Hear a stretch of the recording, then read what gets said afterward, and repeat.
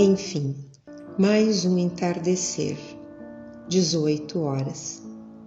E aqui estamos, reunidos e unidos por esta corrente de amor, de vibrações consoladoras e fortificantes, que é o Evangelho do nosso Mestre Jesus.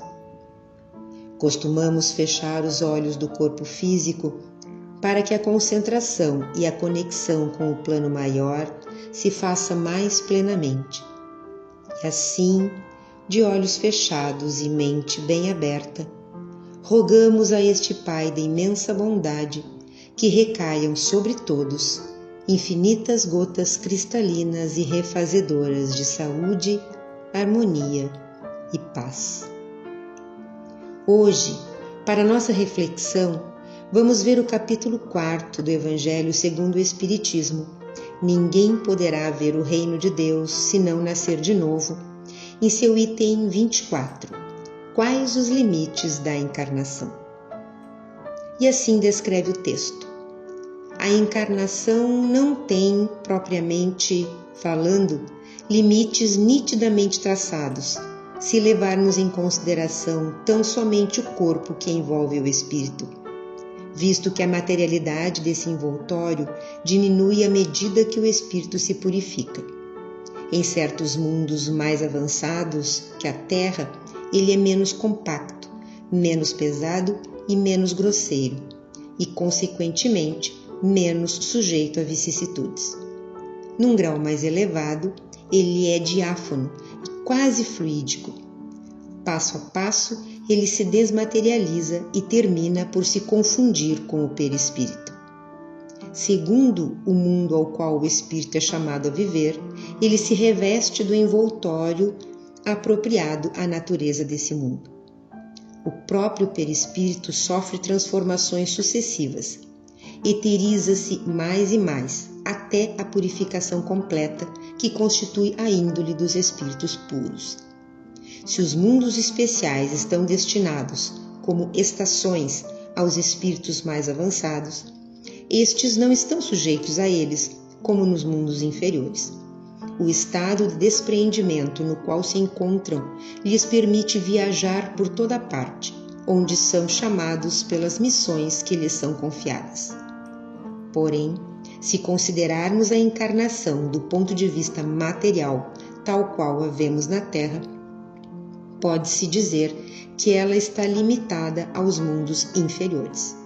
Depende do espírito, por conseguinte, libertar-se mais ou menos prontamente, trabalhando pela sua purificação. É preciso considerar também que no estado errante, ou seja, no intervalo das existências corporais, a situação do espírito tem relação com a natureza do mundo a que o liga o seu grau de evolução. Assim, na erraticidade, ele é mais ou menos feliz, livre e esclarecido, conforme for mais ou menos desmaterializado. São Luís, Paris, 1859. Pois bem, compreendemos então que na nossa evolução, que vai do átomo ao arcanjo, se não fixarmos nossa ideia no material que compõe o nosso corpo, vamos encarnar e desencarnar sem limites. E quando isso não for mais necessário para o nosso aprendizado, poderemos fazê-lo por missão. Relembrando a escala evolutiva dos mundos, qual seja primitivos, provas e expiações, regeneração, ditosos ou felizes, celestes ou divinos, compreendemos então que o limite de nossa encarnação em um determinado mundo inferior só depende de nós, do nosso esforço em domarmos as nossas más inclinações e melhorarmos as nossas atitudes. Bem sabemos que nosso planeta está em franca transição planetária, saindo da categoria de provas e expiações, passando para a regeneração. Muitos já não voltarão a reencarnar aqui, e cabe a nós utilizarmos o nosso livre-arbítrio da melhor maneira para tanto auxiliarmos o planeta quanto para diminuirmos o nosso tempo de permanência no mesmo ponto. Assim, compreende-se, pois, que o espírito só se liberta das encarnações em mundos inferiores quando atinge uma evolução que lhe permite viver em mundos superiores, quando não tem mais nada a aprender com as experiências que os mundos inferiores proporcionam. Libertar-se dessa necessidade é o limite das encarnações, que depende apenas do próprio espírito. Não sabemos se existem espíritos que evoluem sem erros.